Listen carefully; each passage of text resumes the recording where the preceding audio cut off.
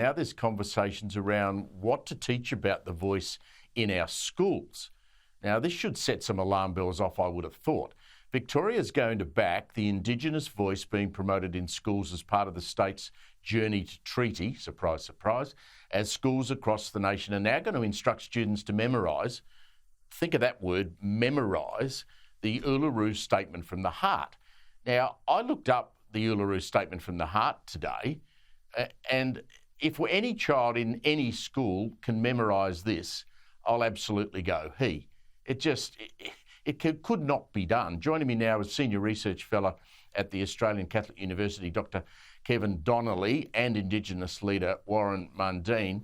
Can I start with you, Kevin? Have you looked at the Uluru Statement from the Heart? And as an educator, do you believe any child would be able to memorise that? Well, there are two matters there, Steve. I mean, one is for many years now, teachers have been told not to use memorisation. They've been told not to get students to memorise their times tables or to memorise poetry. But now they're actually reversing that. And when it comes to the Uluru Statement, they're saying they should memorise it. They won't be able to. The second point here is that parents will be appalled that what is happening in schools, and it's been happening for over 30, 40 years now, is the classroom is being used to indoctrinate children, young children in primary and secondary school, with cultural left ideology. And that's appalling. I taught for 18 years, and teaching should be about balance, objectivity, being impartial, not indoctrinating students with your point of view. And you and I have spoken about this, Kevin, before. I had two daughters who went through school not that long ago. And if any child in the later years of secondary school displays some conservative views about an issue, and there'd be no better issue than the voice, they either get shut down by the teacher or get shouted down by the other students. I mean, that's the reality of life in the classroom, isn't it?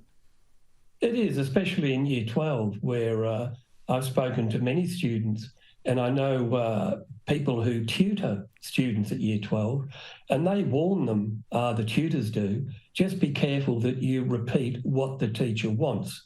Now, it's got to that terrible stage where it's no longer about teaching what we used to call clear thinking or critical thinking. It's now more about teachers indoctrinating children. And it happens nearly every week of the year, whether it's Rainbow Day, whether it's NIDOC Day, whether it's telling students that they could go on strike, they can wag school and go on the climate strike day. It's been happening for many years. And I get back to the point that really what you want in such a controversial issue as the voice is it's such a significant change to our constitution and our way of life that you want balance, you want objectivity. That's the whole purpose that I taught, was to give young people the knowledge and skill to weigh arguments objectively.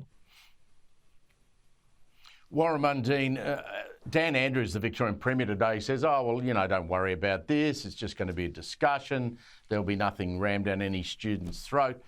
If you believe that, you're silly, because, Dan Andrews and the Labor government in Victoria, I can tell you, are trench warriors. They definitely will want to be pushing the yes case. And for you on the no side, you're not going to get into any classroom, I don't imagine. Oh, it's definitely not, And why am I surprised that the People's Democratic Republic of Victoria run these indoctrination things to school kids? When I was a kid growing up, if a teacher brought their political viewpoints into the classroom, they were sacked. You had to do the maths, the science, the English, and do all the subjects and teach the kids about the subject and to teach the kids how to think. But this is just indoctrination. If you're going to talk about the voice, you've got to have two viewpoints. You've got to have the yes viewpoint and you've got to have the no viewpoint. If you're not doing that, then it is about indoctrination. And if you think about it, if they're doing that with the voice, what else are these kids being taught at school? It's no wonder the Australian education system has completely slid down the ladder of OECD nations in regard to education performance.